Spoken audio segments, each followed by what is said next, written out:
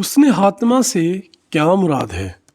اچھے انجام کا مطلب یہ نہیں کہ آپ ضرور مسجد میں فوت ہوں یا جائے نماز پر، یا آپ جس وقت فوت ہوں تو قرآن پاک آپ کے ہاتھ میں ہو، یا آپ بیت اللہ کا طواف کر رہے ہوں۔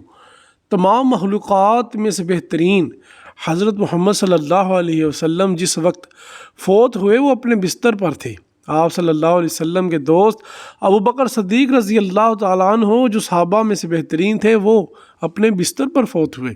خالد بن ولید رضی اللہ تعالیٰ عنہ جن کا لقب سیف اللہ تھا وہ اپنے بستر پر فوت ہوئے۔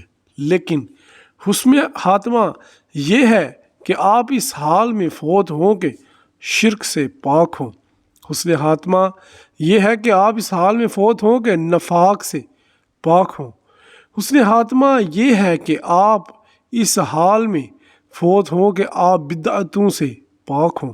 حسن خاتمہ یہ ہے کہ آپ اس حال میں فوت ہوں کہ آپ قرآن و سنت پر عمل پیرا ہوں۔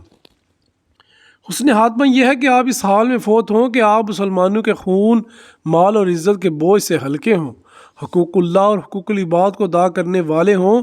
حسن خاتمہ یہ ہے کہ آپ اس حال میں فوت ہوں کہ آپ کا دل سلامت ہو، نیت پاک ہو اور آپ حسن اخلاق پر ہوں، کسی مسلمان کے لیے آپ کے دل میں کوئی بغض، کینہ اور نفرت نہ ہو۔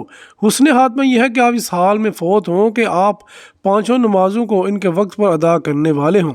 اللہم احسن عاقبتنا فی الامور کلہا واجرنا من خزی الدنیا وعذاب الآخرہ۔